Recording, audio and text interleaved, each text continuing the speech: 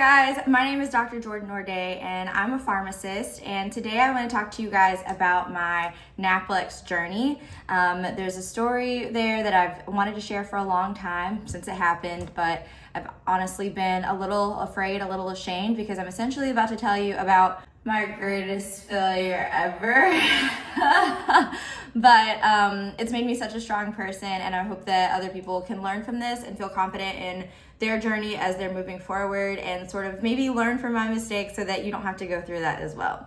So I'm gonna do this, but I'm also going to do my makeup routine. Very easy, very light, and so we're just gonna do a little story time along with our makeup. So stay tuned for that, and let's dive right in. Hey man, don't touch it, Big for me is prep. So my facial routine in the mornings right now, it's winter time and I get really dry, especially like around my jawline and my forehead. It's just a whole thing, my cheeks, Anyway, but I go in with my micellar cleansing water. This has hyaluronic acid and aloe in it, and I absolutely love it so much. I just use a cotton pad, put that on there, wipe it all over my face. And then I let that dry a little bit, and then I go in with my Derma E CBD moisturizer. This stuff is so good. It's so light, so refreshing, and it leaves me a nice healthy glow. This is my morning routine. I also use it at night, but I also use the Derma E Hyaluronic Gentle Cleanser, and I just scrub that on on my face in the shower, and then I hop out and I put these two on as well. So that's my morning and night skincare routine. Very important. I try to make sure I'm doing it every day. And then when I have on makeup, it's like 3 full cleanses to make sure that I don't have any leftover product on my face. Let's dive into the NAPLEX story. So one of the things that's difficult for me is I just remember when I was in school, when it was time to graduate, I just was like, no, absolutely not. I'm done. I didn't want to study anymore. I didn't want to practice anymore. So this is the primer that I use. And so I remember going on a trip with a friend of mine. We went to Jamaica, and this was my first time out of the country as an adult. So brand new experience, but really ended up having so much fun. And it was just that okay, I'm good. Let's get back into it. And I felt honestly so much better about everything that I was doing. And it gave me a lot more clarity. So I remember I hadn't scheduled my NAPLEX exams yet. Either of my exams yet. So any pharmacist, they have to take board exams in order to become licensed. So your board exams, you're gonna have your NAPLEX, the North American Pharmacy Licensure Exam, and then you also have your MPJE, the Multi-State Jurisprudence Exam. And these two tests basically test, so MPJE tests your law knowledge, NAPLEX tests your pharmacy knowledge, and together, passing them makes you a licensed pharmacist.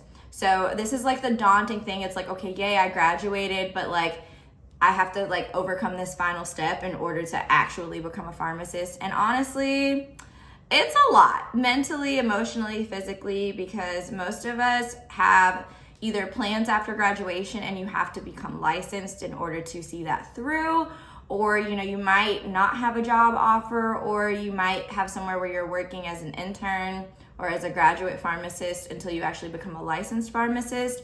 So it's a whole thing, and I can talk about that in a later video. But honestly, preparing mentally for your NAPLEX and board exams is just so much. And so when I graduated, I wasn't there. And so I remember I scheduled my MPJE exam first because I got some advice that it would be easier to do that first, knock that out, feel good about yourself, and then prepare for the NAPLEX. Other advice I heard was take your NAPLEX first and then worry about the MPJE after that. Honestly, I don't really know that it matters. It really just depends what you need to do for yourself and what you feel most confident in. I liked the confidence booster in the MPJE. It made me feel really good.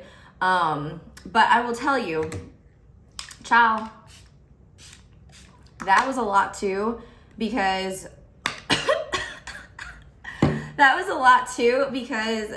I remember having these study prep materials, and with the study prep materials, they were literally so hard. I remember the night before I was supposed to take my NAPLEX, take my MPJE, I literally scored a 38 on this practice exam. And when I tell you I about died, like I literally thought my life was over because like a 38, I've never scored a 38 on anything in my entire life. And I'm not joking. I literally thought my life was over. The exam was like the next morning. I had already been staying up, like pulling late nights, trying to make sure that I got myself together enough to take this exam.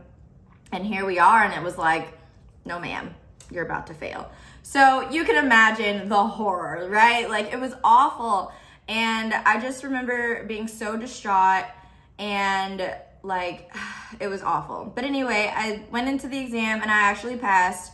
So it was fine, but obviously like very traumatic experience with that. So fast forward, the NPJE is hard, honestly, but with Missouri, I only took Missouri, and Missouri actually isn't that bad. Missouri, as long as you have the right resources and you actually know, like I always said that it was much easier to actually work in a pharmacy. Like if you work retail, I don't know about hospital because that wasn't my life, but if you work retail, it was so much easier just to know what your expectations were, because like I remember studying and being like, oh, that's why we do the thing that we do in the pharmacy. So it just made a lot more sense to me. So that wasn't that hard. It was just like some of the nuances, like things that I needed to know as a pharmacist, as opposed to just being a technician or intern. So the MPJE wasn't really that bad. So I scheduled my MPJE for, I want to say that was like the end of July. Yeah, that was the end of July or like mid-July, because I went on my trip mid-June and I was like, I'm going to give myself at least a month to actually study. So yeah, it was like mid to late July that I took my MPJE. And like I said, I passed. And then I scheduled my NAPLEX for August 30th. I remember the date because y'all, so traumatic. Oh my goodness. So anyway, that happened. I had started my job July 6th. So I went on my trip. I started my job July 6th. I had like 3 weeks to study for the MPJE. And I was trying to do that while I was working. It was difficult. I was definitely like working, going home, studying, which is essentially what you're doing on rotation. So it wasn't that much different. It was just kind of like a different type of studying because like you have to really know this stuff, which is, fine and good and essential. But so that was the story with my MPJE. I started studying for my MPJE and my NAPLEX. So like during the day at work, I would study for my NAPLEX, and then at night I would study for my MPJE. And then when I got to my NAPLEX, so after I finished my MPJE, found out I passed, and I was like, yay, okay, awesome. But then it was time to start studying seriously for the NAPLEX. So I remember like the time was ticking down. We were getting close to time for me to actually take my MPJE, and I asked for a week off of work. So I asked for like that week before off. And honestly, I really needed to, because there was a lot of information that it was just hard to kind of get through, like the nitty gritty stuff, all the details and everything during the work hour. So I was able to study a little bit, but not that much. So it was good to have that week off. And so like, I'm going to do another video just about like my study strategy. This is more just to share like my actual experience with the NAPLEX. So anyway, I went ahead and took the NAPLEX exam, and honestly, y'all, it was so hard. It was so freaking hard, bro. Like, I'm so glad that that's over with. I don't know what to do, but it was really hard. It was 6 hours straight. I did take my breaks. And I think one of the things that was like, kind of psyched me out, I was in there with another girl from my class, and she was like, honestly, I've just been like looking and clicking, and like the first thing that seems right is what I've been going with. And I felt like I was so behind, so I started like using that strategy, and honestly that was the worst thing I could have done in my entire life, right? I was starting off good, like I felt pretty confident about my answers, but like there was just so many things that I was like, I have no idea. Like I really truly do not know. And that was scary, because it's like, this feels right, And at this point, I just have to guess something because like my life is on the line. But it was really nice to know that, well, no, I don't know what I'm talking about. Nothing was nice. It was awful, okay? So I remember like taking my exam. I talked to her, like the math questions were hard. Everything was so freaking hard. I talked to her and I kind of like psyched myself up. I was like, okay, just get through it. So I just remember going through, reading the question. I'm like, okay, da-da-da-da-da-da-da. Like that doesn't make sense. That doesn't make sense. That sounds good. That's okay. Let me go with this one. And that was like my process for like the rest of the exam. And I was probably only like halfway through it at that point. And so honestly, like I was clicking through really quickly, not giving as much thought to all of the questions. And I think I was freaking out because of the time. I was freaking out because I didn't really feel confident about any of the answers. I was freaking out because she was like, oh yeah, she was like so much further than I was. And I felt like, it was terrible. So anyway, I get out of the exam. And so like I said, I took the exam August 30th. Well, what is the next holiday? Labor Day. So Labor Day weekend was like pretty close. It was like the 7th or something. Most people, you have to wait like a week in order to get your exam results back. And so what did I do? I waited a week for these exam results. I remember like, I like low-key picked a fight with my mom because I was just so stressed out, like just worrying about what the exam was going to, like what my results were going to be. I just didn't feel confident. Like I just really felt like my entire life was over and I didn't feel good at all. So like I said, took that whole week. So normally it's 7 days. Mine was like 10 that I was just waiting. Didn't really enjoy the holiday because I was just freaking out about what these exam results were going to be. And then finally the results come in and it says, congratulations, you passed. So I remember like screaming, like unbelievably screaming. Okay, moment of truth. Oh my God.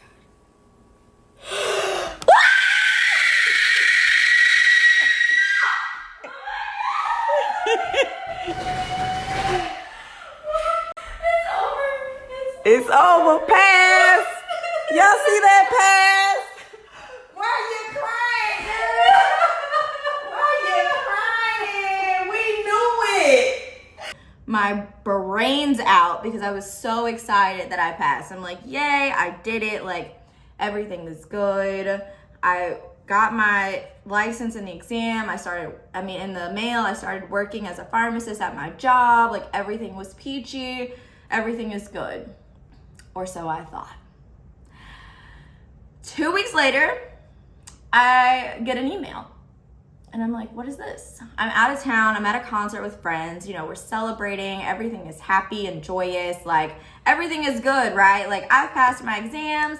I'm a pharmacist. I did everything on one try, which is like a big thing. Like most people, that's like our goal. Like you want to finish it on the first try. First of all, because exams are extremely expensive. It's like $1,000 just to do your full board examinations thing.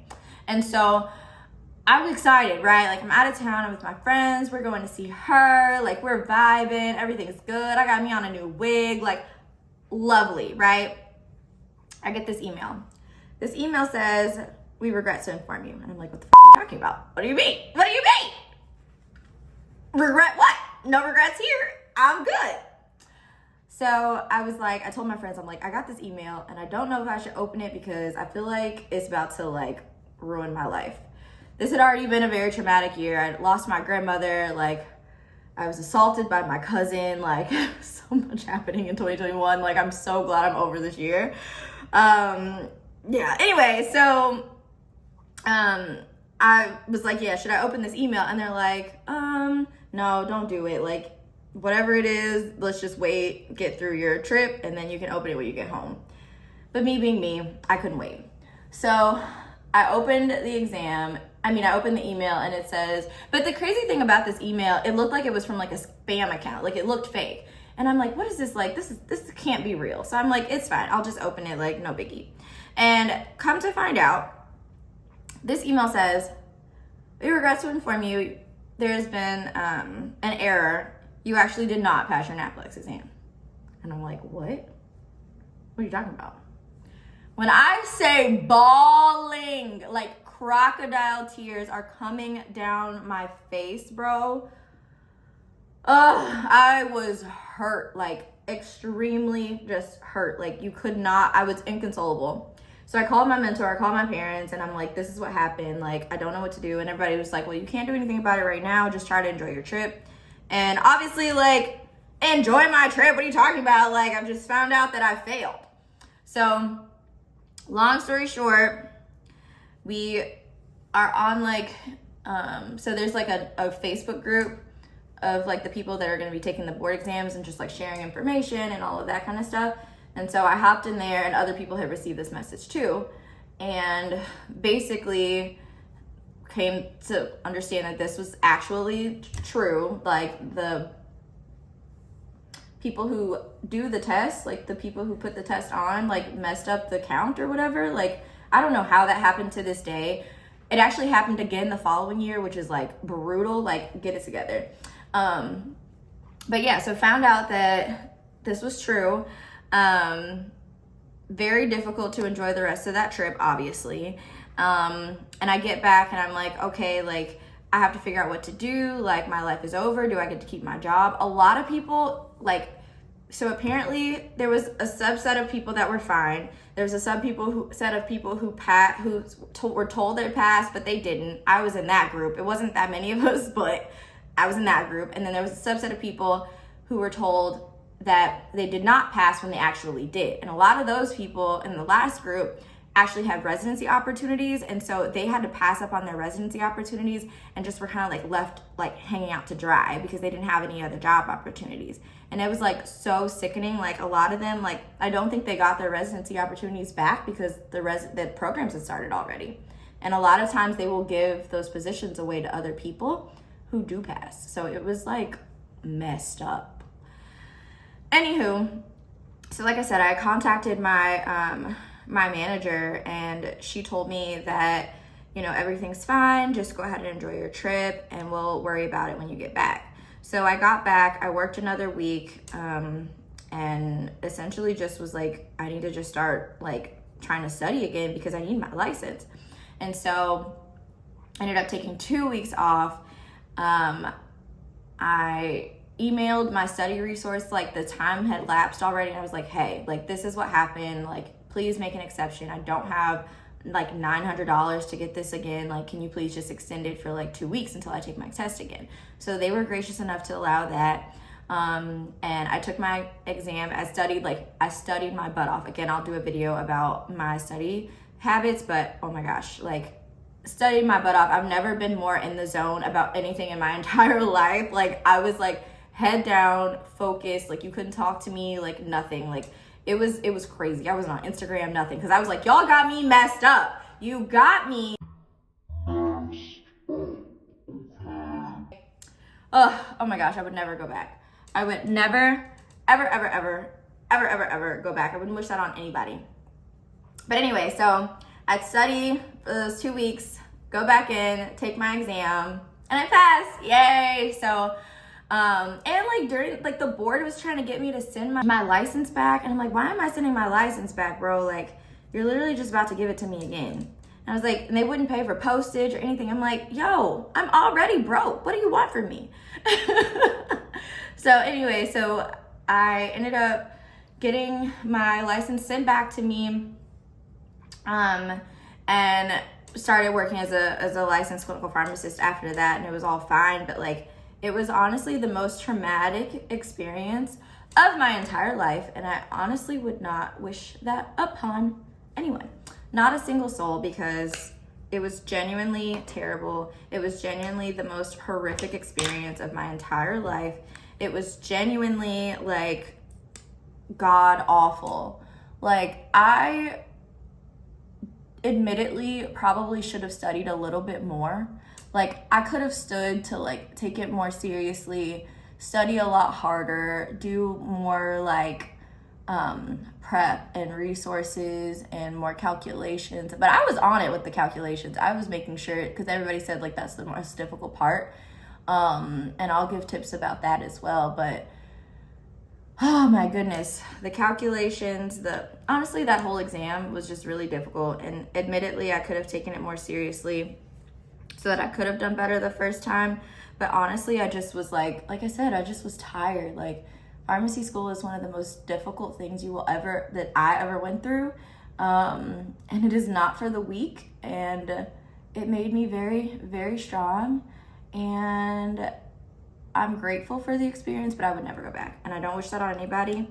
Although if you are of the strong and you can handle it, we need you. And I 10 out of 10 would say, like, there's a lot going on in pharmacy right now, but honestly, it's one of the most rewarding careers because you can honestly make it whatever you want it to be. But you have to be creative enough and you have to be a go-getter. This is not a profession where you can just like sit by the wayside and expect all the good to happen to you. Like, if you're wanting something specific, like, there's people out there, there's so many people that I've encountered that wanted to see me succeed. And I really feel like there's a lot of times where we're so book smart or we're so good at just passing exams and studying, but we miss a lot of the soft skills. We miss the interactions, the checking in on potential mentors, checking in on peers. Or a lot of times what I found when I was in school, there was a lot of people that were like really good at like making friends, but they were terrible at connecting with people that were older and could actually put them in a position of like success. So that's what a lot of my like career has been about, wanting to just make sure that other people understand like how to be successful post-grad, because a lot of times we focus so much on undergrad that we fail to focus on like the connections that we make once we're like, well, while we're in school, in order to have a positive relationship to help guide us when we get to that next level. So that's my story and I'm sticking to it. I definitely just wanted to share that with you guys because honestly, being in this profession has been extremely rewarding. I know a lot of people, like, pharmacy gets a pretty bad rap these days just because there's a lot of, I won't say misinformation, there's a lot, like I said, pharmacy is very heavily regulated. So there's a lot of people that have a lot of buy-in. But because there's so many people, that just means that there's so many opportunities. And I think a lot of times we get caught up in what can't happen or what so-and-so said or did or how this industry is affecting this other industry, that we don't really focus on like the possibilities. There's so much money in pharma, right? Like, if you're not getting what you feel like you're worth, then either you're not showing up in a way that makes you worth it, or you're just allowing life to happen to you. I don't know. Like, I'm huge on negotiation. I'm huge on not settling. And one of the things I want to say too is a lot of times there's pharmacists that are settling because they just don't really have any other options. And I get that, but also it makes it so much more difficult for those of us who are trying to make sure we're paid what we're worth, because people are accepting less than what they're worth. And whether that's because they just don't know what they're worth, or because they just, I don't know. They just don't have any options, or don't know what their options are rather. But I think that's big in the school's job as well. Like, there should be a minimum. There's a lot of advocacy that needs to happen in pharmacy. And it's really important. It's really quite important, especially for our profession's future. But like, what do you do, right? So I'm gonna go in with this Cleantopia mascara. I just got this actually, so I'm excited to see how it works. Oh, and my brows were this Anastasia Brow Freeze Gel. This stuff is really good. Like, look how they're up and they're stuck. Love that. Anyway, the answer I think it is number one, there's too many pharmacy schools open, because there was this like really quick push. It's a long-term degree. So a lot of schools were like, oh, it's fairly easy to set up a pharmacy school. You just need pharmacists that know XYZ. and you're getting multiple students. It was a growing profession, right? And so multiple students are coming into these schools at once, and then the job market sort of crashed because there was too many pharmacists and not enough jobs. But in reality, there are enough jobs. We're about to go into like some completely other topics, so I'm not gonna go there.